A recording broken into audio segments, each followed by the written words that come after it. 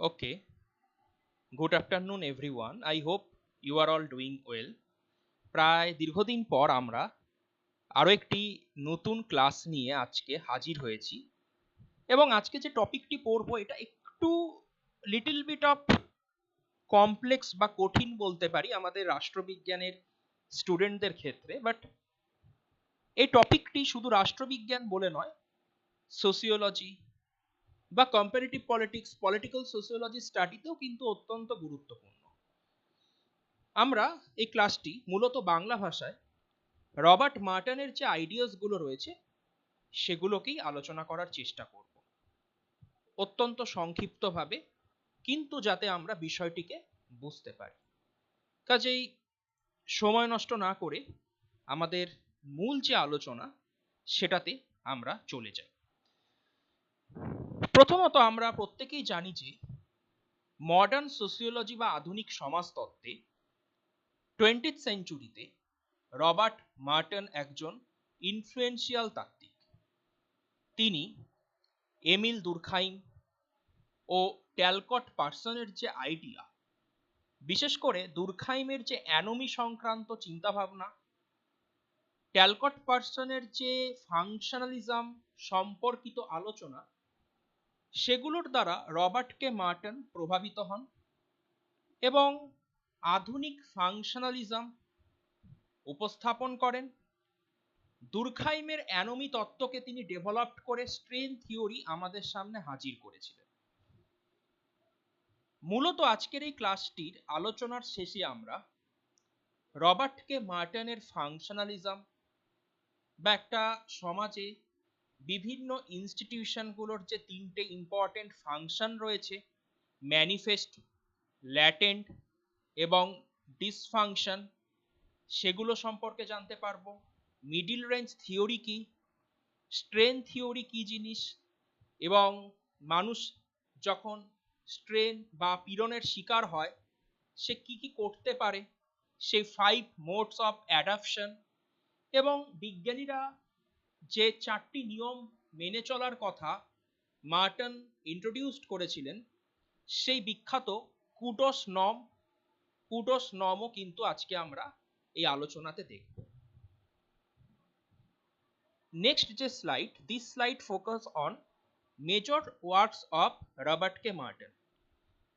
মার্টন অনেক গ্রন্থ লিখেছেন, স্ক্রিনে সেগুলো তোমরা দেখতে পাচ্ছ, কিন্তু তার বিখ্যাত একটি গ্রন্থ হলো social theory and social structure, যেটা 1949-এ পাবলিশড হয়। এছাড়াও তার আরেকটি বিখ্যাত গ্রন্থ হলো the sociology of science, published in 1973।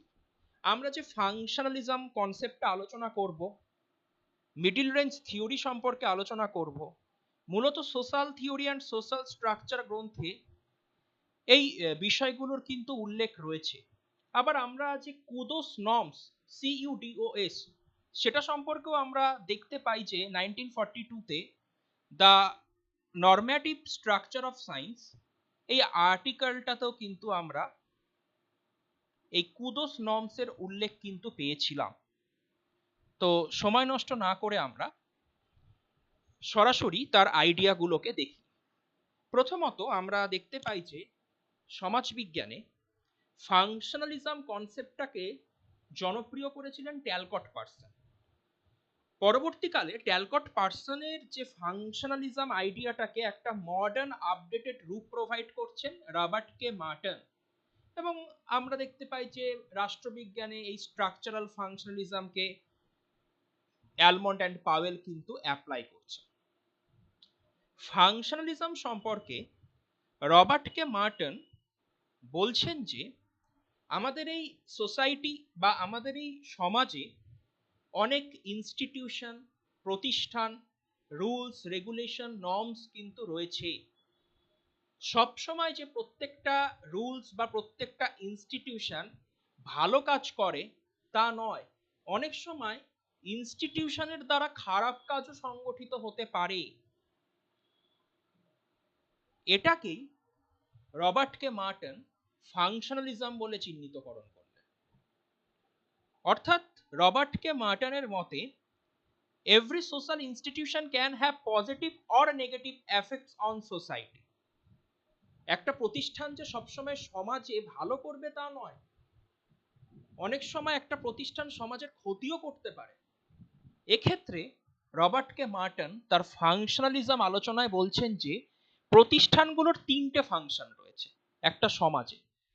এক নাম্বার হচ্ছে ম্যানিফেস্ট ফাংশন, সেকেন্ড হচ্ছে ল্যাটেন্ট ফাংশন, অ্যান্ড লাস্ট যেটা সেটা হচ্ছে ডিসফাংশন।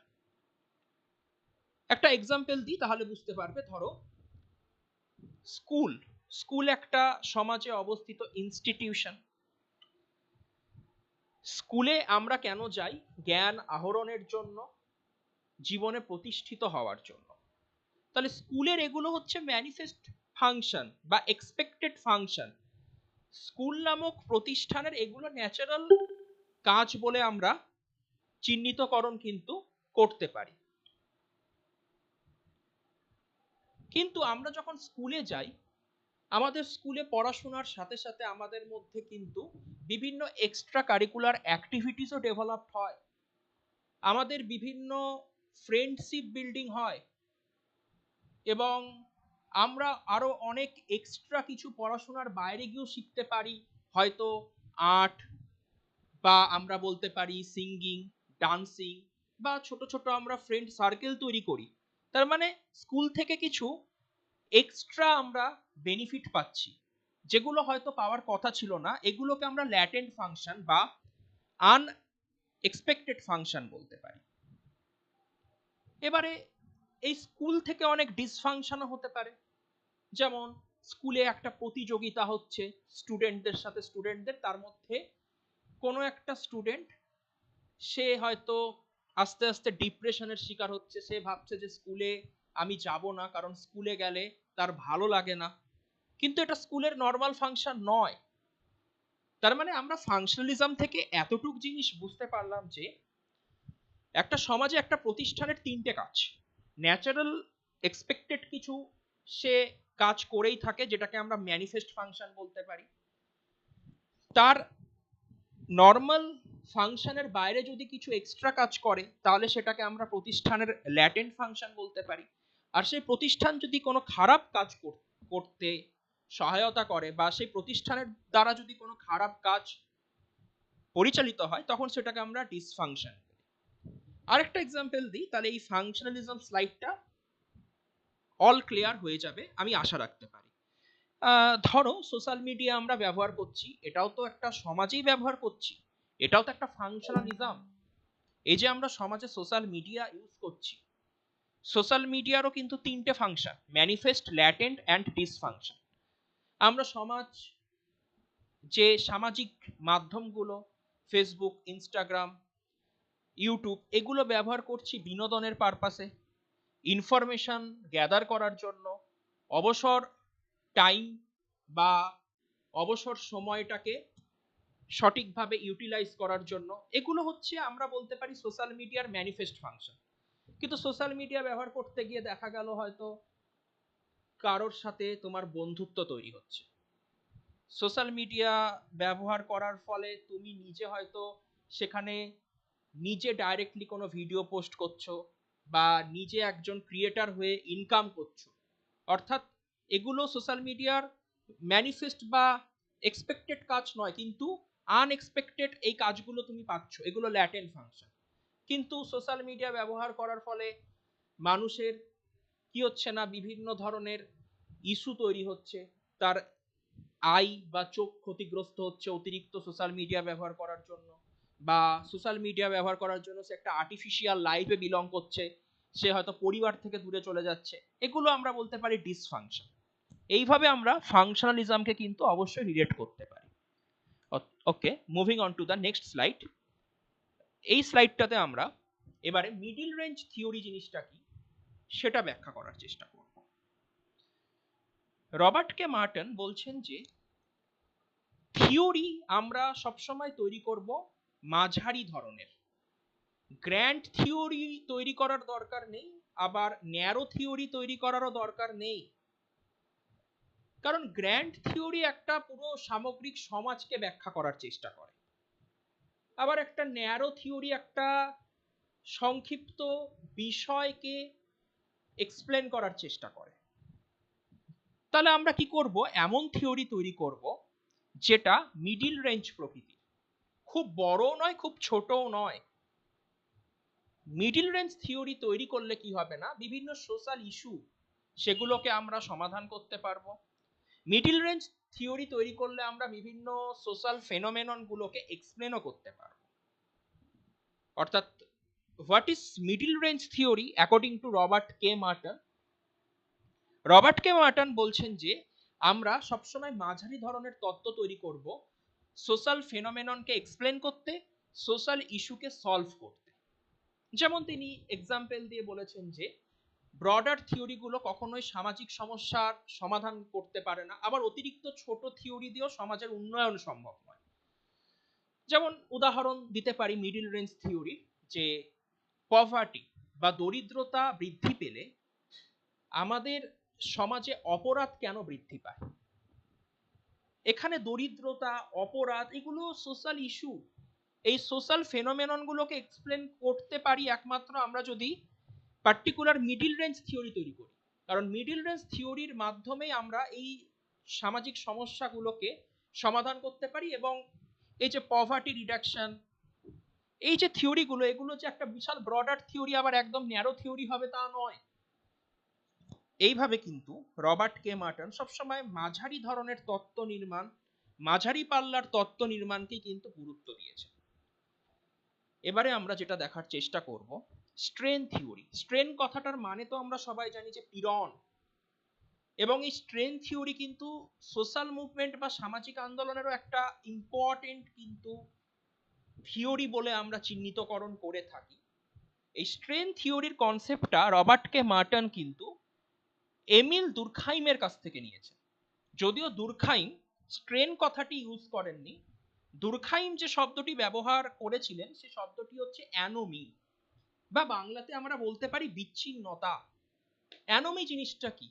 অ্যাকর্ডিং টু এমিল দুরখাইম, আমাদের যখন সমাজে কোনো শৃঙ্খলা থাকে না, আমাদের সমাজটা যখন ভেঙে যায়, আমাদের সমাজে কোনো রুলস থাকে না, সমাজের বাঁধনগুলো যখন লুজলি অর্গানাইজড বা আলগা হয়ে যায়, তখন কিন্তু আমরা বলতে পারি অ্যানোমির জন্ম হয়।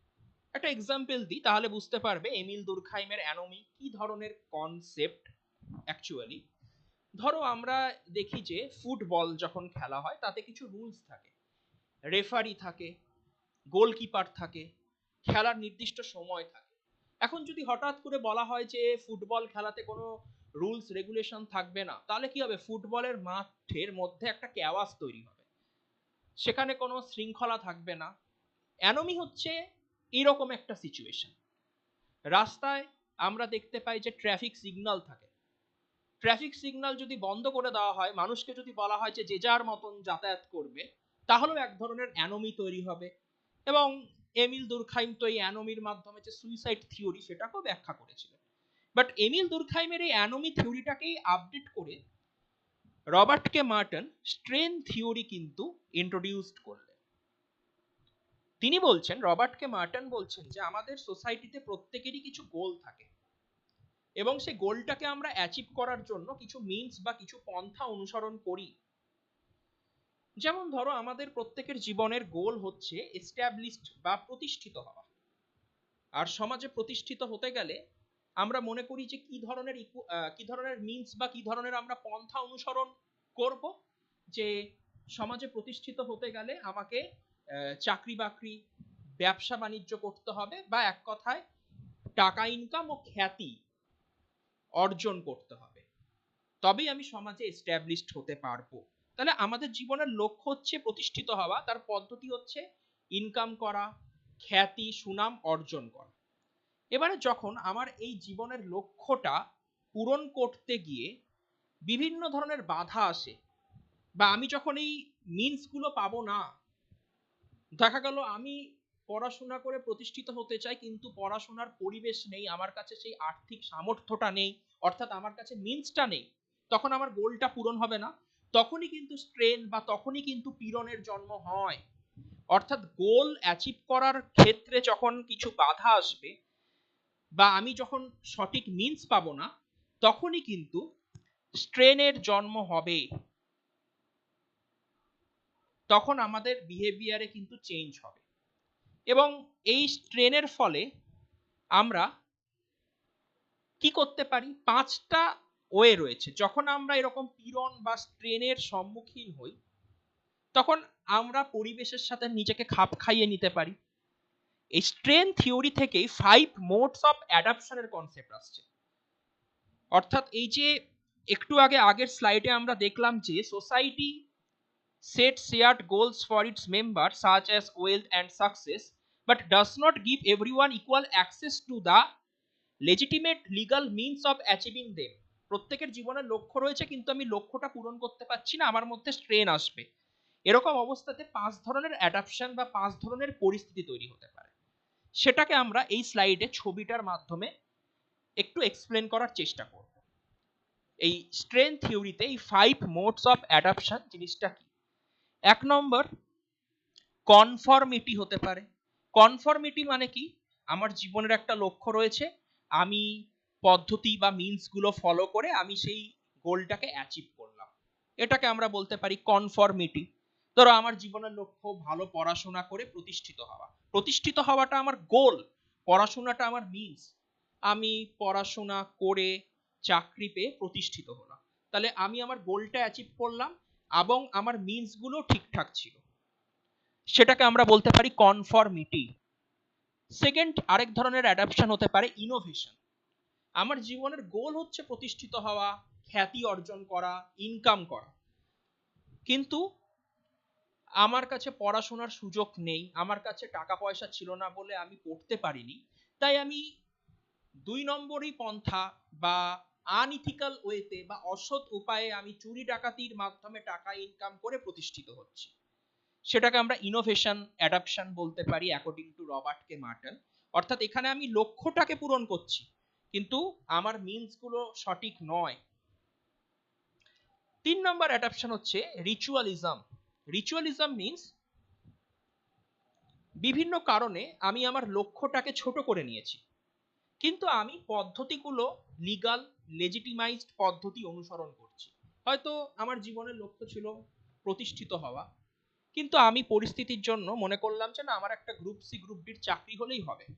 আমি আমার লক্ষ্যটাকে ছোট করে নিলাম, কিন্তু আমি শর্ট পথে লিগাল ওয়েতে সেই চাকরিটা পেয়ে মোটামুটি জীবনযাত্রা, আমি আমার ডেইলি লাইফটাকে পরিচালনা করছি। That is called ritualism. এবারে আরেক ধরনের অ্যাডাপশন হতে পারে, সেটা হচ্ছে রিট্রিটিজম। রিট্রিটিজম মিনস আমার জীবনে কোনো লক্ষ্যও নেই, আমার জীবনে যেহেতু লক্ষ্য নেই তাই জন্য ন্যাচারালি আমার জীবনে কোনো পন্থাও নেই। অর্থাৎ আমার জীবনে লক্ষ্যহীন উদ্দেশ্যহীন একটা জীবন, আমি চারিদিকে ঘুরে বেড়াচ্ছি। অ্যান্ড ফাইনালি যেটা হতে পারে রেবেলিয়ন। রেবেলিয়ন মানে বিদ্রোহী হয়ে যাওয়া। যখন কোনো একটা ব্যক্তি স্ট্রেন বা নিপীড়িত হতে হতে সে বলবে যে আমি একটা নতুন গোল সমাজে ফিট করব, সেট করব, এবং তার পদ্ধতিটাও হবে সম্পূর্ণরূপে নতুন। অর্থাৎ জীবনে প্রতিষ্ঠিত হওয়া, চাকরি বাকরি পাওয়া, এটা জীবনে মানুষের লক্ষ্য হতেই পারে না। নতুন কোনো একটা লক্ষ্য আমি স্থির করে নতুন ওয়েতে সেটাকে অ্যাচিভ করার চেষ্টা করব। রবার্ট কে মার্টন কিন্তু তার স্ট্রেন থিওরিতে 5টা ধরনের অ্যাডাপশনের কথা বলেছেন। কনফর্মিটি মিনস আমার একটা গোল রয়েছে, আমি প্রপার ওয়েতে সেই গোলটাকে অ্যাচিভ করলাম। ইনোভেশন মানে গোলটা অ্যাচিভ করলাম আনইথিক্যাল ওয়েতে। রিচুয়ালিজম মানে আমার জীবনের গোলটা যেহেতু অ্যাচিভ হচ্ছে না, কিন্তু আমি সৎ পথে চলে মোটামুটি নিজের দিন জীবনযাপন গুজরে মানে পরিচালনা করে নেব। আর রিট্রিটিজম মানে হচ্ছে যে আমার জীবনে কোনো লক্ষ্য উদ্দেশ্য কিছু নেই আর সমাজের পরিবর্তন করব, রেবেলিয়ন। লাস্ট যে টপিকটা আমরা রবার্ট কে মার্টনের দেখব সেটা হচ্ছে CUDOS norm of science, CUDOS। Actually Robert K Merton বলছেন যে বিজ্ঞানীরা, সায়েন্টিস্টরা কোনো বৈজ্ঞানিক আবিষ্কার যখন করবে, তারা যখন কোনো গবেষণা করবে, তারা 4টে রুলস মেনে চলবে। এই 4টে রুলসকে সংক্ষেপে বলা হয় কুদোস নর্মস অফ সায়েন্স। যে how scientist should conduct and share research, চারটে নিয়ম কি কি একজন সায়েন্টিস্ট বা ইনভেন্টরকে ফলো করতে হবে? Number 1 communalism, number 2 universalism, number 3 disinterestedness, and finally organised scepticism. Communalism মানে হচ্ছে কি, আমি যে আবিষ্কারটা করেছি সেটা আমি সমাজের কাছে তুলে ধরবো। এই নয় যে আমি নিজের কাছে লুকিয়ে রাখবো, তা নয়, যাতে আমার আবিষ্কারটা দেখে বাকিরাও নতুন কিছু আবিষ্কার করতে পারে, বাকি বিজ্ঞানীরাও গবেষণা করতে পারে এবং সমাজের যাতে উন্নয়ন হয়। কমিউনালিজম, আমি এমন কিছু আবিষ্কার করব যেটা সমাজের কাজে লাগে, নিজের কাছে আমি লুকিয়ে রাখবো না, সায়েন্টিফিক নলেজ ওপেন করতে হবে। ইউনিভার্সালিজম অর্থাৎ কে বড় বিজ্ঞানী, কে কম পপুলার বিজ্ঞানী, এরকম ভেদভাব করা যাবে না, প্রত্যেকের আবিষ্কারকে সমান মূল্য দিতে হবে। এবং ডিসইন্টারেস্টেডনেস মানে হচ্ছে যে, ডিসইন্টারেস্টেডনেস মিন্স আমি নিজের স্বার্থে কোনো কাজ করব না, সমাজের কল্যাণের জন্য, নিজের ফিনান্সিয়াল ইন্টারেস্টের জন্য আমি কিছু আবিষ্কার করছি, তাতে সমাজের ক্ষতি হচ্ছে, এটা করা যাবে না।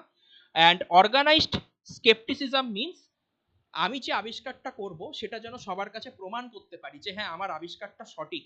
কেউ যদি বলে যে প্রমাণ করে দেখাও, তখন যেন আমি সেটাকে প্রুফ করতে পারি। এই চারটে নর্মস কিন্তু ফলো করার কথা রবার্ট কে মার্টন বলেছেন। তাহলে আমরা রবার্ট কে মার্টন থেকে এই বিষয়গুলো দেখলাম যে সমাজে প্রতিটা প্রতিষ্ঠানের কিছু ম্যানিফেস্ট, কিছু ল্যাটেন্ট অ্যান্ড কিছু ডিসফাংশন রয়েছে। তিনি মিডল রেঞ্জ থিওরির প্রবক্তা, তিনি স্ট্রেন থিওরির কথা বলেছেন এবং 5 মোডস অফ অ্যাডাপশনের কথা বলেছেন, কিভাবে মানুষ বিদ্রোহী হতে পারে, এবং তিনি কুদস নর্মসের কথা কিন্তু বললেন।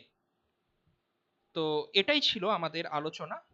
তোমাদের কোনো প্রশ্ন থাকলে অবশ্যই কমেন্টে জানিও, এবং পিডিএফটি যদি প্রয়োজন মনে হয় পিডিএফটিও আমার কাছ থেকে তোমরা কালেক্ট করে নিতে পারো। ওকে, থ্যাংক ইউ এভরিওয়ান।